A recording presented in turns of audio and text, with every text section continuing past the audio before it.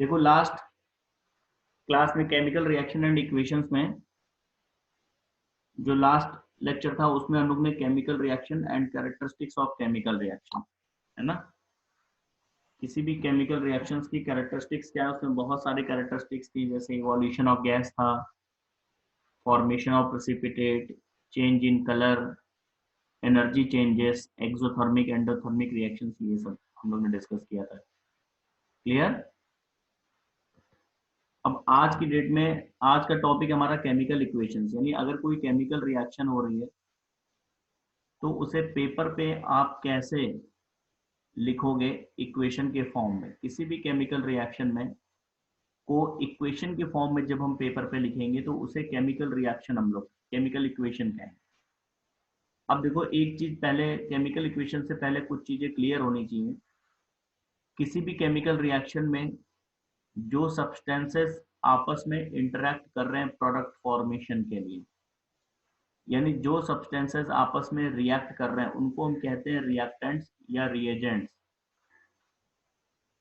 और जो फॉर्म होगा as a result of this interaction उसको हम कहेंगे प्रोडक्ट। क्लियर है इतनी बात? बोलो। Yes sir.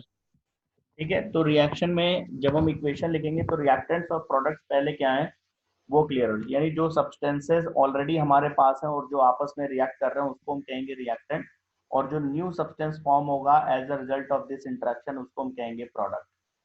और रिएक्टेंट से जब प्रोडक्ट फॉर्म होगा केमिकल रिएक्शन में तो उस फॉर्मेशन को हम एक एरो के थ्रू शो करेंगे जो रिएक्टेंट से प्रोडक्ट की तरफ हम लोग ड्रॉ करते हैं, बनाते हैं, या लेफ्ट हैंड साइड से राइट हैंड साइड में बनाते हैं। अगर एक से ज्यादा रिएक्टेंट्स रिएक्शन में यूज हो रहे हैं तो उनके बीच में प्लस साइन यूज करते हैं। मान लो ए और बी दो रिएक्टेंट है तो हम ए प्लस बी लिखेंगे। ऐसे ही अगर प्रोडक्ट मोर देन वन है, एक से ज्यादा प्रोडक्ट्स हैं, तो हर प्रोडक्ट के बीच में हम प्लस का साइन यूज करते जाएंगे। ये सब तो लोअर क्लासेस में भी आपने देखा होगा। कोई केमिकल इक्वेशन देखा है कि नहीं, कभी लिखा है कि नहीं उसे? बोलो। यस सर, देखा है। ठीक है ना। तो सबसे पहले रिएक्शन में क्या चीज क्लियर होनी चाहिए आपको, रिएक्टेंट्स क्या है और प्रोडक्ट्स क्या है। ठीक है, तो जरा पढ़िए पहले, केमिकल इक्वेशन में कुछ टर्म्स हमें यूज करने हैं वो पढ़िए पहले। अभिजय पढ़ो।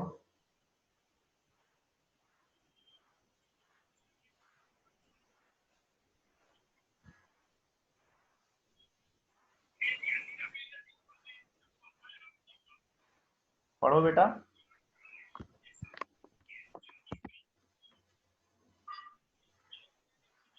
Hemant yes sir. पढ़ो, तुम पढ़ो। The substance that undergo chemical change in a chemical reaction are called reactants, and the new substance formed during the reaction are called products. An equation which shows change of reactant to product or the direction of a chemical reaction is called a chemical equation. ठीक है, और इस chemical equation में जो reactants है उनको left hand side show करते हैं और जो प्रोडक्ट्स है उनको किधर हम लोग शो करते हैं, राइट हैंड साइड, किसी भी इक्वेशन में।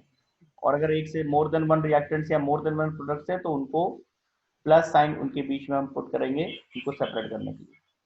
तो ये तो केमिकल इक्वेशन क्या है, रिएक्टेंट्स क्या है, प्रोडक्ट्स क्या है, ये चीज आपको क्लियर होनी चाहिए। तो रिएक्टेंट्स क्लियर हो गए। रिएक्टेंट्स किसको कहते हैं हम लोग? Reactants clear, products yes clear. Sir. Yes sir. ठीक है। यस। अब ये केमिकल इक्वेशंस कितने टाइप की होती हैं, यानी पेपर पे हमें जब कुछ शो करना होगा कोई रिएक्शन, जैसे हमने मैग्नीशियम रिबन की बर्निंग देखी थी, तो वो तो प्रोसेस हो रहा था कि मैग्नीशियम रिबन को जब हम बर्न करेंगे तो मैग्नीशियम ऑक्साइड बनेगा। ठीक है ना। तो वो तो प्रोसेस एक हो रहा है, उस प्रोसेस को इक्वेशन के फॉर्म में जब आप लिखोगे पेपर पे तो वही केमिकल इक्वेशन है। अब ये chemical equation mainly two types की हैं। पहला है word equation and second one है सिंबल इक्वेशन। वर्ड इक्वेशन का मतलब है कि पूरे केमिकल रिएक्शन में जो कुछ भी हो रहा है, कौन रिएक्ट कर रहा है, किससे रिएक्ट कर रहा है, क्या फॉर्म कर रहा है, प्रोडक्ट क्या बन रहा है, इन सारी चीजों के लिए वर्ड्स यूज करेंगे। जैसे मैग्नीशियम ऑक्साइड अगर बर्न कर रहा है तो हम मैग्नीशियम ऑक्साइड वर्ड्स में लिखेंगे मैग्नीशियम ऑक्साइड। वैसे क्या होता है सिंबल इक्वेशन में, क्या होता है कि हम उनके सिंबल्स यूज करेंगे। जैसे मैग्नीशियम ऑक्साइड का एक सिंबल है MgO, या मैग्नीशियम का सिंबल है Mg। ऑक्सीजन लिखना है तो ऑक्सीजन का सिंबल लिखेंगे O2। ठीक है, तो जब आप किसी इक्वेशन में रिएक्टेंट्स और प्रोडक्ट्स के को वर्ड्स में लिखेंगे, उनके लिए सिंबल यूज नहीं करेंगे, तो वो वर्ड इक्वेशन है। और जब आप अपनी केमिकल इक्वेशन में जो भी हमारे रिएक्टेंट्स और प्रोडक्ट्स हैं, जो रिएक्शन में रिएक्ट कर रहे हैं या जो रिएक्शन में फॉर्म हो रहे हैं प्रोडक्ट्स, उनके लिए उनके सिंबॉलिक फॉर्म को यूज करेंगे, उनके सिंबल्स को यूज करेंगे, तो वो सिंबल इक्वेशन हो गया। जिसमें ज्यादा जो पॉपुलर है वो सिंबल इक्वेशन है। ठीक है, तो वर्ड इक्वेशन किसको कहते हैं? वर्ड इक्वेशन में आप जितने भी रिएक्टेंट्स हैं, जितने भी प्रोडक्ट्स हैं, उनके लिए उनके वर्ड्स यूज करोगे, वर्ड्स में उनको लिखोगे, उनके लिए कोई सिंबल यूज नहीं करोगे। जैसे कि एग्जांपल देखिए यहाँ पर दिया हुआ है, when magnesium ribbon burns in oxygen to form a white powder of magnesium oxide, it may be written as। अब जैसे यहाँ पर रिएक्ट कौन कौन कर रहे हैं, यहाँ पर रिएक्टेंट क्या है, मैग्नीशियम रिबन को हम ऑक्सीजन में बर्न कर रहे हैं, तो और मैग्नीशियम ऑक्साइड बन रहा है, तो यहाँ के लिए रिएक्टेंट्स क्या है? रिएक्टेंट्स बोलो यहाँ पर कौन है?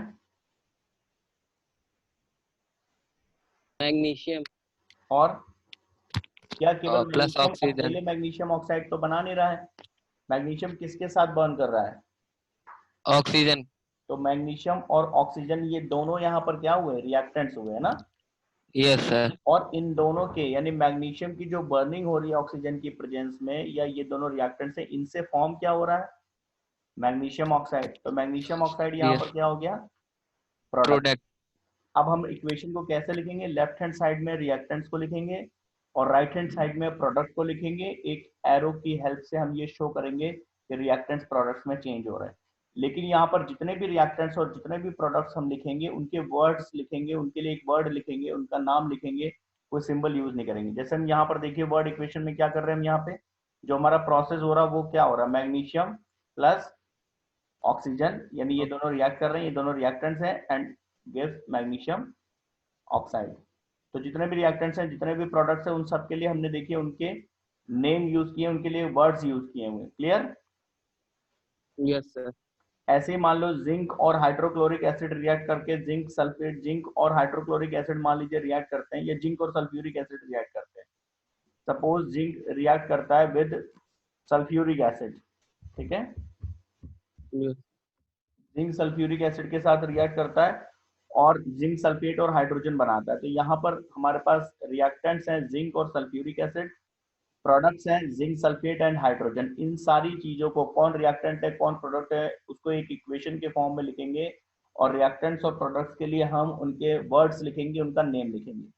जैसे यहाँ पर देखो हमने उसका वर्ड इक्वेशन लिखा हुआ है zinc plus sulphuric acid, zinc sulphate plus hydrogen. Clear हो रहा है? ठीक है। Yes sir. तो हमने हमारे पास जो भी रिएक्टेंट्स थे, जिंक और सल्फ्यूरिक एसिड, ये रिएक्टेंट्स थे, जिंक सल्फेट और हाइड्रोजन ये क्या थे? हमारे प्रोडक्ट्स थे। प्रोडक्ट। तो प्रोडक्ट्स के और रिएक्टेंट्स के हमने नेम लिखे, उनका कोई सिंबल नहीं यूज किया। ये है वर्ड इक्वेशन, जो बहुत पॉपुलर नहीं है। सेकंड वन है सिंबल इक्वेशन, ये ज्यादा पॉपुलर। सिंबल इक्वेशन में क्या होता है कि आप जो भी इक्वेशन लिखते हैं उसमें रिएक्टेंट्स और प्रोडक्ट्स के सिंबल्स का यूज करते हैं, रिएक्टेंट प्रोडक्ट्स का नाम नहीं लिखते हैं। हमें मालूम है कि हर एक एलिमेंट का और हर एक कंपाउंड का, किसी भी कंपाउंड या किसी भी एलिमेंट का एक फॉर्मूला होता है। जैसे आप वाटर कहते हैं तो वाटर उसका वर्ड हुआ, और वाटर का फॉर्मूला क्या लिखते हैं हम लोग? H2O। H2O। तो अगर किसी इक्वेशन में हम वाटर वर्ड लिखते हैं तो वो तो वर्ड इक्वेशन में आएगा, लेकिन अगर किसी इक्वेशन में हम वाटर को वाटर न लिख के उसका सिंबॉलिक फॉर्म लिखते हैं, H2O लिखते हैं, तो वो सिंबल इक्वेशन होगा। ठीक है।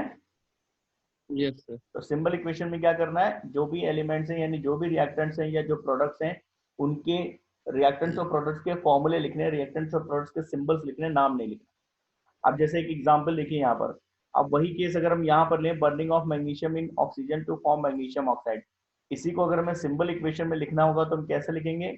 Mg मैग्नीशियम का सिंबल प्लस ऑक्सीजन जो सेकंड इसमें रिएक्टेंट था उसका सिंबल लिखा O2, और जो प्रोडक्ट बन रहा है मैग्नीशियम ऑक्साइड उसका भी सिंबल ही लिखा हुआ है मैग्नीशियम ऑक्साइड। तो ये उसी रिएक्शन का, वही केमिकल रिएक्शन एक ही है, burning of magnesium in oxygen to form magnesium oxide, ये केमिकल रिएक्शन है। इससे पहले हमने उसका वर्ड इक्वेशन लिखा था और ये उसका सिंबल इक्वेशन है। क्लियर हो गया? Yes sir. Yes. ऐसे ही जो हमारे पास वर्ड इक्वेशन, जो हमने ये वाली वर्ड इक्वेशन लिखी थी, जिंक प्लस सल्फ्यूरिक एसिड की जिंक सल्फेट प्लस हाइड्रोजन, अगर इसका सिंबल इक्वेशन हमें लिखना होता तो हम क्या लिखते हैं? कोई बताएगा इसी का सिंबल इक्वेशन क्या बनेगा? Sir, Zn plus H2SO4. Zn plus H2SO 4। 4. हाँ हाँ हाँ, आगे बोलो।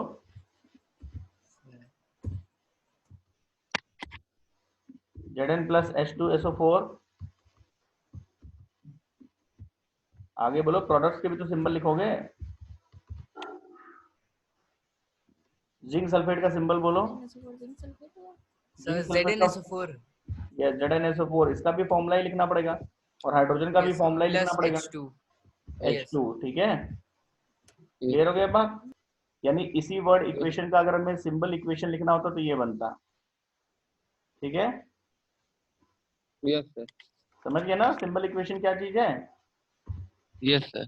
ये Yes. सिंबल इक्वेशन का मतलब है। ये वर्ड, उसी वर्ड इक्वेशन को अगर हम सिंबल इक्वेशन में लिखेंगे, मतलब अगर हम एग्जांपल यहाँ पर सेकंड एग्जांपल लिखें तो सिंबल इक्वेशन में अगर हम लिखेंगे जो हमारी सेकंड इक्वेशन थी तो ये आ जाएगा, ठीक है? तो ये सब सिंबल इक्वेशन जो ज्यादा पॉपुलर है हमारे डे टू डे लाइफ में, या जो हम नॉर्मली स्टडी करते हैं या बुक्स में, वो कौन सी इक्वेशन हमारे लिए पॉपुलर है? ज्यादा सिंबल इक्वेशन है। ज्यादातर हम फॉर्मूले में ही इक्वेशन को लिखते हैं, ठीक है? मतलब पूरी कहानी नहीं लिखते हैं। अब ये जो सिंबल इक्वेशन है या word equation, mainly symbol equation, ये भी टू टाइप्स की होती है मेन, स्केलेटल इक्वेशन या balanced chemical equation. Skeletal equation को हम लोग अनबैलेंस्ड इक्वेशन भी कहते हैं। स्केलेटल इक्वेशन का मतलब होता है अनबैलेंस्ड, यानी कोई भी केमिकल इक्वेशन जो बैलेंस्ड नहीं है उसको अनबैलेंस्ड या स्केलेटल केमिकल इक्वेशन कहते हैं, और कोई केमिकल इक्वेशन जो बैलेंस्ड है उसको बैलेंस्ड केमिकल इक्वेशन कहते हैं। अब बैलेंसी का सेंस यहाँ पर क्या है? बैलेंसी का सेंस ये कि जो हमारे लेफ्ट हैंड साइड में जिसको भी हम लिखते हैं यानी रिएक्टेंट्स, और राइट हैंड साइड में जो भी हम इक्वेशन में यूज करते हैं यानी प्रोडक्ट्स, तो अगर रिएक्टेंट साइड में मतलब लेफ्ट हैंड साइड में और प्रोडक्ट साइड में यानी राइट हैंड साइड में एलिमेंट्स के नंबर ऑफ एटम्स, जितने भी एलिमेंट्स उस इक्वेशन में यूज हो रहे हैं, उन एलिमेंट्स के number of atoms left hand side और राइट हैंड साइड में इक्वल हैं, तो वो बैलेंस्ड केमिकल इक्वेशन हुआ। लेकिन अगर एलिमेंट्स के number of atoms left hand side बोले या रिएक्टेंट साइड बोले एक ही बात है, और राइट हैंड साइड या प्रोडक्ट साइड में इक्वल नहीं है, तो वो अनबैलेंस्ड या स्केलेटल केमिकल इक्वेशन होगा। क्लियर हो गई बात? Yes sir. जैसे यहाँ पर देखिए, मैं Yes, समझा रहा हूँ। यहाँ पर एक इक्वेशन हमने लिखा हुआ है Mg plus O2 gives MgO। पहले आप ये नोटिस करो कि इस केमिकल इक्वेशन में कौन कौन से एलिमेंट्स इन्वॉल्व है, चाहे लेफ्ट हैंड साइड हो चाहे राइट हैंड साइड हो, कौन कौन सा एलिमेंट्स आपको दिख रहे हैं? Mg plus O2 gives MgO में कौन कौन सा एलिमेंट्स आपको दिख रहे हैं? Sir, magnesium मैं- plus oxygen. यहाँ इस पूरे इक्वेशन में दो एलिमेंट है, मैग्नीशियम और ऑक्सीजन। अब ऑक्सीजन। जरा इस इक्वेशन के LHS यानी लेफ्ट हैंड साइड में देखिए मैग्नीशियम के कितने एटम्स हैं, Sir, 1. और इसी इक्वेशन के राइट हैंड साइड में मैग्नीशियम के कितने एटम्स हैं? Sir, 1. 1। इसका मतलब हुआ कि इस केमिकल इक्वेशन में मैग्नीशियम बैलेंस्ड है दोनों तरफ, ठीक है? Yes. Yes sir. अब सेकंड एलिमेंट जरा ऑक्सीजन पे आइए। ऑक्सीजन के लेफ्ट हैंड साइड में कितने एटम्स हैं? Sir, 2. 2। Yes, O2 two. लिखने का मतलब है कि 2 एटम्स ऑफ O। और उसी एलिमेंट ऑक्सीजन के RHS राइट हैंड साइड या प्रोडक्ट साइड में कितने एटम्स हैं? 1। 1। तो इसका मतलब ये कौन सी इक्वेशन है, बैलेंस्ड है कि अनबैलेंस्ड है? Sir unbalanced. अनबैलेंस्ड है। इसी को स्केलेटल इक्वेशन भी कहते हैं, क्योंकि इसमें एक एलिमेंट इक्वेशन का ऑक्सीजन बैलेंस्ड नहीं है राइट हैंड साइड और लेफ्ट हैंड साइड। तो अब इसे बैलेंस करना पड़ेगा। बैलेंसिंग कैसे करेंगे? हमें एलिमेंट्स को बैलेंस कैसे करेंगे? बैलेंसिंग करने का मतलब है कि जो लेफ्ट हैंड साइड में अगर 2 ऑक्सीजन है तो राइट हैंड साइड में भी 2 होने चाहिए, है ना? Yes, sir. और एक चीज बहुत ध्यान रखिएगा, जब कभी बैलेंसिंग करनी होगी तो फॉर्मूला, केमिकल फॉर्मूले में चेंज करके बैलेंसिंग नहीं करेंगे। मतलब ये हुआ कि जैसे मान लीजिए यहाँ पर आप लिख रहे हैं Mg+O2 गिव्स MgO, आपको लग रहा है कि राइट हैंड साइड में एक ऑक्सीजन कम है, अगर राइट हैंड साइड में हम एक ऑक्सीजन बढ़ा दें तो हमारी बैलेंसिंग ऑक्सीजन की हो जाएगी। क्लियर? अब आपने Yes, क्या sir. किया कि राइट हैंड साइड में एक ऑक्सीजन बढ़ाने के लिए यहाँ पर MgO2 कर दिया, ठीक है, तो आपने कर Yes, दिया sir. Mg+O2 gives MgO2, balance हो गया ऑक्सीजन। Yes, Yes. sir. लेकिन ये गलत है, क्यों? क्योंकि जो प्रोडक्ट है हमारा उसका केमिकल फॉर्मूला MgO ही होता है, तो अपनी बैलेंसिंग के लिए हम केमिकल फॉर्मूला चेंज करके बैलेंसिंग नहीं करेंगे कि बैलेंस नहीं हो रहा तो उसका फॉर्मूला MgO2 लिख दें। जैसे सबका फॉर्मूला क्लियर, जैसे NaCl है, कॉमन सॉल्ट है, सोडियम क्लोराइड है, तो सोडियम क्लोराइड का फॉर्मूला NaCl ही लिखना है आपको। अपनी बैलेंसिंग के लिए आप NaCl2 या Na2Cl या इस तरह से कोई और फॉर्मूला नहीं लिख सकते उसका, तो फॉर्मूला अनचेंज रखते हैं, फॉर्मूले को डिस्टर्ब नहीं करेंगे, इसके अलावा हम बैलेंसिंग करेंगे। ठीक है, बात समझ में आई? Yes, Yes. sir. तो अब कैसे बैलेंसिंग करेंगे? फॉर्मूला हम MgO के अलावा और कुछ नहीं लिख सकते मैग्नीशियम ऑक्साइड का, क्योंकि उसका एक डेफिनेट फॉर्मूला है। तो अब हमने बैलेंसिंग के लिए क्या किया, क्योंकि लेफ्ट हैंड साइड में 2 ऑक्सीजन एटम्स दिख रहे थे हमें, तो हमने यहाँ पर राइट हैंड साइड में 2 कर दिया यहाँ पे। ठीक है, तो जब यहाँ 2 कर दिया Yes, तो ऑक्सीजन हमारा बैलेंस हो गया। लेकिन अब कौन डिस्टर्ब हो गया? मैग्नीशियम, क्योंकि यहाँ पर मैग्नीशियम के कितने एटम्स हो गए राइट हैंड साइड में? अब 2 हो गए 1. Yes, right sir. Hand 2. Side में। 1 Yes. तो ये है ना, जैसे ये तो फॉर्मूला है, Yes, यहाँ sir. 2 लगने का मतलब है, अगर पहले 2 लगा है इसका मतलब MgO के 2 मॉलिक्यूल्स हम ले रहे हैं, तो मतलब Mg भी 2 हो जाएंगे और ऑक्सीजन भी 2 हो जाएंगे। Yes, sir. ठीक है ना? तो अब हमारे पास Yes. रिएक्टेंट में Mg कितना था रिएक्टेंट साइड में? 1. So 1. तो अब जब हमने इधर 2 1. लगाया, यहाँ पर जब हमने 2 लगाया, यहाँ पर 2 क्यों लगाया? ऑक्सीजन को बैलेंस करने के लिए। लेकिन ऑक्सीजन तो हमारा बैलेंस हो गया, लेकिन कौन डिस्टर्ब हो गया? Mg डिस्टर्ब हो गया। ठीक है ना, क्योंकि रिएक्टेंट Yes. साइड में हमें Mg के 1 एटम दिए थे, Mg हमारा पहले देखिए बैलेंस था, लेकिन ऑक्सीजन बैलेंसिंग के चक्कर में जब हमने राइट हैंड साइड में 2 मॉलिक्यूल्स MgO के किए, तो लेफ्ट हैंड साइड में O2 तो बैलेंस हो गया, ऑक्सीजन तो बैलेंस हो गया, Mg डिस्टर्ब हो गया। उसको फिर वापस बैलेंस करने के लिए हमने Mg के साथ भी 2 ऐड कर दिया। Yes. इससे क्या हुआ कि हमारा Mg भी बैलेंस हो गया और ऑक्सीजन। Oxygen. अब देखिए हमारा Mg, अगर आप ओरिजिनल इक्वेशन को देखेंगे तो हमारा मैग्नीशियम अनबैलेंस्ड नहीं था, मैग्नीशियम स्टार्टिंग से ही बैलेंस्ड था, उसमें हमें 2 लगाने की नीड नहीं थी क्योंकि मैग्नीशियम बैलेंस था। लेकिन क्यों लगाया? क्योंकि ऑक्सीजन को जब हमने बैलेंस किया तो मैग्नीशियम फिर अनबैलेंस्ड हो गया। ठीक है, तो उसको Yes, वापस sir. बैलेंस करने के लिए हमने पहले तो स्केलेटल यानी अनबैलेंस्ड और बैलेंस्ड इक्वेशन का मतलब समझ में आया। स्केलेटल का मतलब हो गया कि LHS लेफ्ट हैंड साइड और RHS यानी राइट हैंड साइड में नंबर ऑफ एटम्स, जो भी एलिमेंट्स हैं उनके नंबर ऑफ एटम्स डिफर करेंगे, और बैलेंस का मतलब है कि दोनों तरफ एटम्स Same. सेम होंगे एलिमेंट्स के, और हर एलिमेंट को देखना है।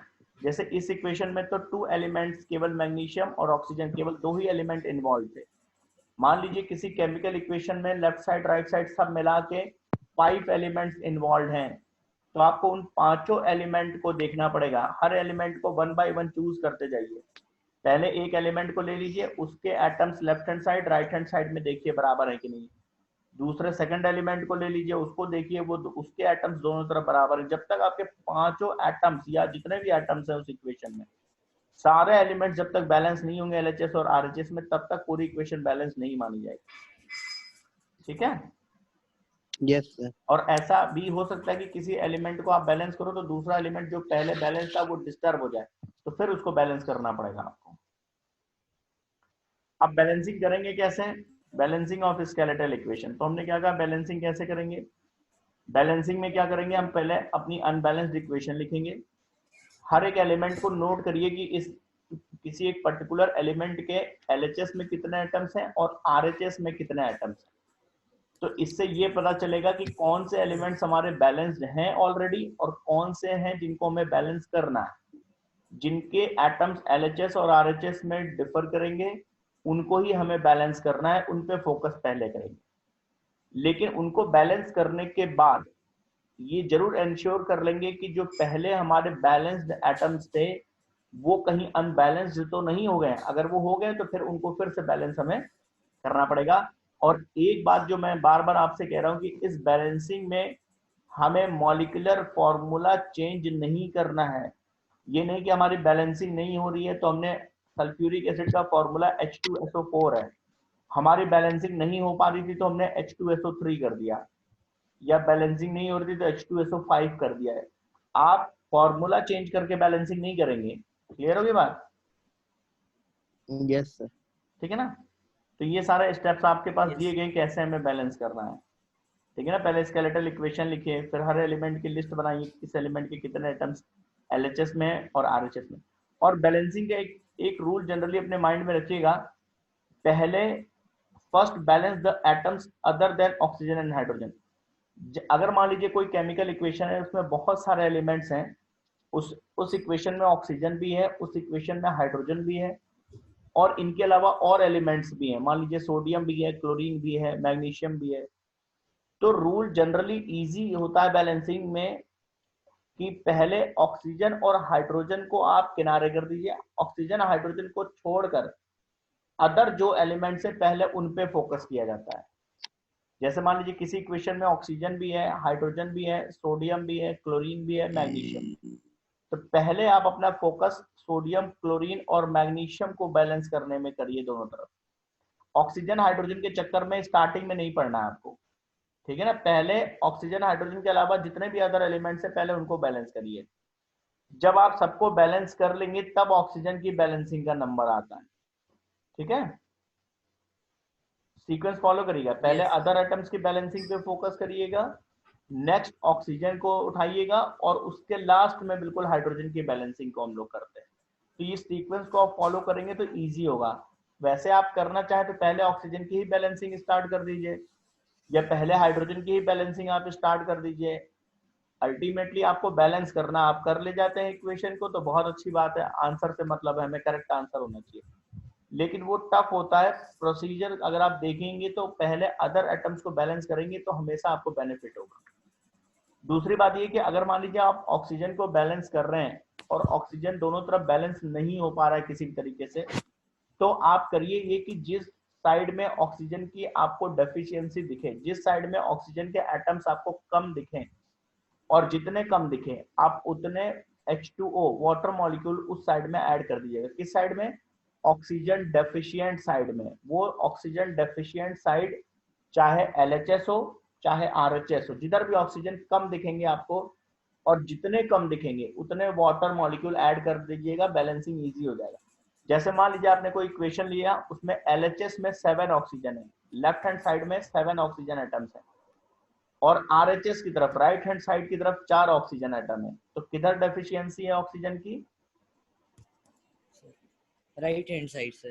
और कितनी डेफिशिएंसी है? LHS में 7 है, RHS में 4 ऑक्सीजन एटम्स हैं, तो right hand side Sir, deficient side हुआ, three atoms. और 3 Yes, oxygen Yes, atoms sir. की डेफिशिएंसी है, तो 3 H2O ऐड कर लीजिएगा। ठीक है? Yes, sir. क्लियर? तो ऐसे भी अगर कहीं ऑक्सीजन जैसे Yes. बैलेंस नहीं कर पा रहे हैं, कोई क्लू नहीं मिल रहा है, तो ऐसे भी कर सकते हैं, थोड़ा सा हिंट हो जाएगा। बाकी फाइनली तो उसको हिट एंड ट्रायल मेथड ही होता है, बैलेंस कर करके देखते जाएंगे। ठीक है? yes. Yes, sir. अब जैसे देखिए, और फाइनली आंसर लिखने से पहले या कॉपी आप एग्जाम में सबमिट कर रहे हैं तो उससे पहले एक बार जरूर आप अपनी इक्वेशन को देख लेंगे कि जो आपने किया है वो सही किया है कि नहीं किया है, यानी जो इक्वेशन है उसको फाइनली एक बार चेक कर लीजिएगा वो बैलेंस है कि नहीं। जैसे यहाँ पर देखिए एक रिएक्शन है, zinc reacts with dilute sulphuric acid to give zinc sulphate and hydrogen. ठीक है? इस इक्वेशन का बैलेंस, इस रिएक्शन का बैलेंस केमिकल इक्वेशन लिखना था। अब इसका वर्ड इक्वेशन क्या है? Zinc reacts with sulphuric acid, यानी zinc plus sulphuric acid to give zinc sulphate plus hydrogen, ये उसका वर्ड इक्वेशन है। सिंबल इक्वेशन में जब जाएंगे तो सबके सिंबल्स यूज करेंगे। अभी हम बैलेंसिंग नहीं कर रहे हैं, अभी सिंबल्स यूज कर रहे हैं, भले ही स्केलेटल इक्वेशन बने। सिंबल सबके यूज किए, तो जिंक के लिए Zn कर दिया, सल्फ्यूरिक एसिड के लिए H2SO4 कर लिया, जिंक सल्फेट बन रहा है तो ZnSO4 कर लिया, और हाइड्रोजन बन रहा है तो उसके लिए सिंबल यूज कर दिया H2। अभी हमने बैलेंसिंग पे फोकस नहीं किया हुआ है, अभी हमने सीधे सीधे स्केलेटल या अनबैलेंस्ड इक्वेशन, सीधे जो रिएक्टेंट्स है और जो प्रोडक्ट्स है उनके फॉर्मूले खाली पुट कर दिए। ठीक है? अब हम बैलेंसिंग पे आएंगे। अब बैलेंसिंग देखिए, इस पूरी इक्वेशन में कौन कौन से एलिमेंट्स हैं? जिंक है, H है यानी हाइड्रोजन है, S सल्फर है और ऑक्सीजन। 4 एलिमेंट इस पूरी इक्वेशन में दिख रहे हैं आपको, है ना? ठीक है। Yes, sir. तो अब जरा देखिए, हमने उन एलिमेंट्स की एक लिस्ट बना लिया, कौन कौन से एलिमेंट्स हैं और उसके एलएचएस में कितने एटम्स हैं और आरएचएस में, ताकि हमें पता तो चले, पहले फर्स्ट स्टेप को देखकर पता चले कि कौन अनबैलेंस्ड है। अब Zn हाइड्रोजन, सल्फर और ऑक्सीजन, ये 4 एटम्स हैं। Zn एलएचएस में 1 एटम है Zn का, और आरएचएस में भी 1 एटम है। तो अब हम ये क्लियर हो गया कि Zn हमारा ऑलरेडी बैलेंस्ड है। हाइड्रोजन के एलएचएस में 2 एटम्स हैं, यहाँ पर देखेंगे तो ये 2 एटम्स है हाइड्रोजन के, और आरएचएस में देखेंगे तो यहाँ हाइड्रोजन है, आरएचएस में भी 2 एटम्स है, मतलब ये भी बैलेंस्ड है। सल्फर को देखेंगे तो यहाँ पर सल्फर का 1 एटम है, और राइट हैंड साइड में भी देखेंगे ZnSO4 में सल्फर का 1 एटम है। ऑक्सीजन 4 and 4, इसका मतलब ये पूरी इक्वेशन क्या है? बैलेंस्ड है। लेकिन अब जब आप कोई इस टाइप का क्वेश्चन करेंगे, यानी कोई रिएक्शन है उसके केमिकल इक्वेशन आपको लिखना है, और वो भी बैलेंस्ड केमिकल इक्वेशन लिखना है, तो एक चीज बहुत इंपॉर्टेंट जो आपको मालूम होनी चाहिए वो है सबका फॉर्मूला। अब आपको सल्फ्यूरिक एसिड का फॉर्मूला ही नहीं मालूम है, आपको जिंक सल्फेट का फॉर्मूला ही नहीं मालूम है, तब आप बैलेंसिंग की क्वेश्चन नहीं कर पाएंगे। आप पहले अनबैलेंस्ड इक्वेशन भी लिखने के लिए आपको फॉर्मूला तो मालूम होना चाहिए, ठीक है ना? Yes, sir. Yes. तो वो 9th क्लास में है ना फॉर्मूला राइटिंग, Yes, sir. तो वो Yes, important, वो क्लियर होना चाहिए। अब एक दूसरा इक्वेशन है, आयरन रिएक्ट्स विद वाटर या steam to form iron 2,3 oxide and liberates hydrogen gas. ये रिएक्शन दिया हुआ, इसको वर्ड इक्वेशन में आपने लिखा कि आयरन किससे रिएक्ट कर रहा है? वाटर से, तो दूसरा रिएक्टेंट हुआ वाटर, फॉर्म क्या कर रहा है? Iron 2,3 oxide. आयरन 2,3 ऑक्साइड का मतलब हुआ आयरन की 2 वैलेंसीज, आयरन 2 वैलेंसी शो करता है, 2 और 3, जिसको फेरस और फेरिक कहते हैं, पढ़ा है कभी? Yes. Yes, sir. तो आयरन का जो ऑक्साइड बन रहा है उसमें आयरन 2,3 ऑक्साइड, 2,3 ऑक्साइड का मतलब है कि उसमें कुछ आयरन एटम्स वैलेंसी 2 के हैं और कुछ आयरन एटम्स वैलेंसी 3 के हैं, 3. मतलब दोनों टाइप के आयरन एटम्स उस आयरन ऑक्साइड में मिक्स्ड है। अगर कोई एक ही टाइप का आयरन होता तो खाली एक लिखा होता, जैसे मान लीजिए खाली आयरन 3 ऑक्साइड लिखा होता, इसका मतलब ये हुआ कि यहाँ पर जो आयरन है वो वैलेंसी 3 का है, ठीक है? Clear? Yes, sir. Yes, sir. अगर केवल वैलेंसी 2 का होता तो ये 3 नहीं लिखा होता। तो इससे फर्क क्या पड़ेगा? इससे फर्क पड़ेगा फॉर्मूला राइटिंग पे। जैसे प्रोडक्ट का फॉर्मूला तो आप इसी के अकॉर्डिंग लिखेंगे। अभी जैसे मान लीजिए आयरन 3 ऑक्साइड आपको दिया होता तो फॉर्मूला कैसे लिखते? आयरन की वैलेंसी, अगर आयरन 3 ऑक्साइड होता तो आयरन की वैलेंसी हो गई 3 और ऑक्सीजन की वैलेंसी कितनी होती है? 2। ऐसे नहीं फॉर्मूला ऐसे लिखते ना हम लोग, Yes, sir. फिर इस वैलेंसी को चेंज कर लेते हैं तो फॉर्मूला हो जाता है Fe2O3, ठीक है ना? इस प्रोडक्ट का फॉर्मूला में मिल जाता अगर ये आयरन 3 ऑक्साइड होता तो। अगर मान लीजिए ये आयरन 2 ऑक्साइड होता, मान लो ये आयरन 2 ऑक्साइड होता, इसका मतलब आयरन की वैलेंसी कितनी होती? 2 और ऑक्सीजन की 2। तब ऐसे केस में फॉर्मूला क्या होता है प्रोडक्ट का? Fe2O2, या 2:2 का मतलब 1:1 का रेशियो बना तो FeO भी कहते हैं हम इसे। Yes, sir. ये पढ़ा है नहीं आपने? Yes, sir. Yes, sir. Yes, sir. अभी हमारे पास जो आयरन ऑक्साइड है वो आयरन 2,3 है, मतलब उसमें कुछ आयरन 2 वैलेंसी के हैं, कुछ आयरन 3 वैलेंसी के हैं। तो इससे क्या होगा? इससे ये होगा कुछ आयरन 2 वैलेंसी के हैं, कुछ आयरन 3 वैलेंसी के हैं। इसका मतलब अब आपको जो हमारे पास प्रोडक्ट है उसमें 2 टाइप के आयरन इन्वॉल्व है, 2 वाले भी और 3 वाले भी, ठीक है? तो जब 2 वाले इन्वॉल्व होंगे तो फॉर्मूला क्या बनेगा उनका? 2 के हिसाब से लिखेंगे तो FeO बनेगा। Yes, sir. और जो 3 वैलेंसी वाले आयरन है उसके उसमें अगर फॉर्मूला लिखेंगे तो क्या बनेगा? Fe2O3. तो यहाँ पर Fe2O3 बनेगा और यहाँ पर FeO बनेगा, क्योंकि हमारा जो प्रोडक्ट है वो दोनों मिक्स करके है। तो टोटल आयरन कितने हो गए? देखिए यहाँ FeO था, यहाँ Fe2O3 था, तो टोटल आयरन हो गए 3। Yes, sir. FeO में 1 आयरन और Fe2O3 में 2 आयरन, Yes, sir. ठीक है ना? और ऑक्सीजन कितने Yes, हो गए? FeO में 1 ऑक्सीजन, Fe2O3 में 3 ऑक्सीजन। ठीक है, yes, sir. तो पूरा फॉर्मूला क्या हुआ? Fe3O4। क्लियर हो गया? Yes, sir.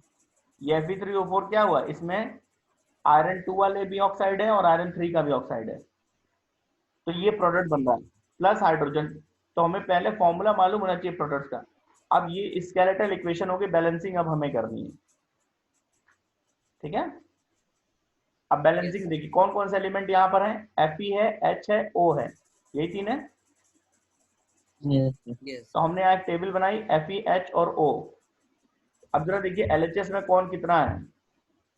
Fe कितना है LHS में 1, और RHS में? Sir, 3. 3. तो ये बैलेंस नहीं है ना दोनों तरफ। No, Yes. H कितना है LHS में sir. 2, और RHS में? Sir, 3. 3. RHS में 2 है ना। No, sir. 3 है, sir. RHS में 3 है. हाइड्रोजन की बात कर रहे हैं। Yes, sir. 3 है. Yes, sir. Sir, अच्छा, फिर नीचे यहाँ जरा पे 3 फिर की wrong जगह- यहाँ है. ना देखिए यार, यहाँ देखिए, Yes. sir. Yes, sir. ऐसे ऑक्सीजन LHS में कितना है? Sir, Sir, 1. और RHS 1, में? yes, sir. 4, यानी ये भी बैलेंस नहीं है, yes, 1 और 4। ठीक, ठीक है ना। तो अब Yes. हमें इनको क्या करना पड़ेगा? balance. बैलेंस करना पड़ेगा। अब बैलेंस कैसे करेंगे जरा देखिएगा, हम यहीं पर बता दे रहे हैं। Fe यहाँ पर 1 दिख रहा है और यहाँ पर दिख रहा है 3। हमने Yes, क्या sir. कहा था कि पहले other than oxygen and hydrogen, oxygen hydrogen को छोड़कर बाकी पे फोकस करिए। तो बाकी कौन है? Fe है। Yes, sir. तो उसको मान लो हम ट्राई करने के लिए यहाँ 3 लगा देते हैं। Yes, राइट हैंड साइड 3 थे तो हमने यहाँ भी 3 कर दिया। ठीक है, yes, sir. तो अब आयरन हमारा बैलेंस हो गया। आयरन के बाद नेक्स्ट नंबर, पहले अदर एलिमेंट, उसके बाद ऑक्सीजन, फिर हाइड्रोजन, ये सीक्वेंस होता है। अब ऑक्सीजन का नंबर आएगा इसके बाद। ऑक्सीजन इधर दिख रहे हैं 4 और इधर कितने दिख रहे हैं LHS में? 1, तो हमने कहा था कि जो ऑक्सीजन डेफिशिएंट साइड हो उसमें वाटर ऐड कर लेंगे। Yes, sir. कितने वाटर ऐड करेंगे? Sir, 3. जितने ऑक्सीजन की कमी होगी, मतलब 3। तो 3 वाटर और 1 Yes, वाटर sir. पहले से, ये तो टोटल हो जाएगा 4, ठीक है। लास्ट में Yes, हाइड्रोजन sir. का नंबर। अब यहाँ पर हाइड्रोजन कितने हो गए LHS में टोटल? Sir, 8. 8 हो गए। और इधर Sir, 2 है. 2, तो इसको बैलेंस करने के लिए यहाँ 4 कर देंगे। yes, तो फिर हम कह रहे हैं सीक्वेंस ध्यान रखिए, पहले अदर एटम्स, फिर oxygen, हाँ पहले अदर एटम्स, फिर ऑक्सीजन, फिर हाइड्रोजन। फिर हाइड्रोजन. में चलेंगे तो Yes. प्रॉब्लम नहीं होगी। ठीक है, Yes, sir. तो हमने पहले इसको बैलेंस किया, फिर इसको किया, ऐसे करते हुए करेंगे। ठीक, तो फाइनल हमारा, और फाइनल इक्वेशन हो जाने के बाद भी, फाइनल जब बैलेंसिंग हो जाए तो आंसर सबमिट करने से पहले एक बार देख जरूर लेंगे कि हर चीज बैलेंस है कि नहीं है। अब जैसे कैसे Yes, 1 बाय sir. 1, पहले आयरन को पकड़ लीजिए। अब आयरन को देखिए दोनों तरफ बैलेंस है कि नहीं है? बैलेंस है। Yes, sir. ऑक्सीजन को देख लीजिए, बैलेंस है कि नहीं है? Yes. और हाइड्रोजन को देख लीजिए। मतलब ऐसा तो नहीं आपने तो अपनी बैलेंसिंग कर दी, आपको लग रहा हमने सही कर लिया, आपने अपनी कॉपी सबमिट कर दी और उसमें पता चला किसी एक एलिमेंट को की बैलेंसिंग डिस्टर्ब हो गई। या ऐसे भी हो सकती है, जैसे कोई एटम मान लीजिए पहले से बैलेंस था, तो आपको पहले से मालूम है कि ये तो भाई बैलेंस है, आपने किसी दूसरे Yes. एलिमेंट को बैलेंस किया और उसके चक्कर में पहले एलिमेंट की बैलेंसिंग डिस्टर्ब हो गई, Yes. ठीक है ना, और उस पर आपने दोबारा फोकस नहीं किया मान लीजिए। क्लियर? Yes. तो इसलिए अपने आंसर से पहले आप चेक जरूर कर लीजिएगा कि फाइनल इक्वेशन आपका बैलेंस है कि नहीं, दोनों तरफ के एटम्स काउंट कर। ठीक है, चलो बैलेंसिंग समझ में आ गई। Yes, sir. Yes, sir. अब नेक्स्ट हम लोग कल फिर क्लास करेंगे, उसमें लिमिटेशंस ऑफ केमिकल इक्वेशन पढ़ेंगे। यानी केमिकल इक्वेशन लिखते हैं तो उसकी लिमिटेशंस क्या, प्रॉब्लम्स क्या, ड्रॉबैक क्या, इक्वेशन में और क्या क्या चीजें हमें इंक्लूड करनी चाहिए। ठीक है, Yes, sir. उसके लिए कल फिर इवनिंग क्लास करेंगे। और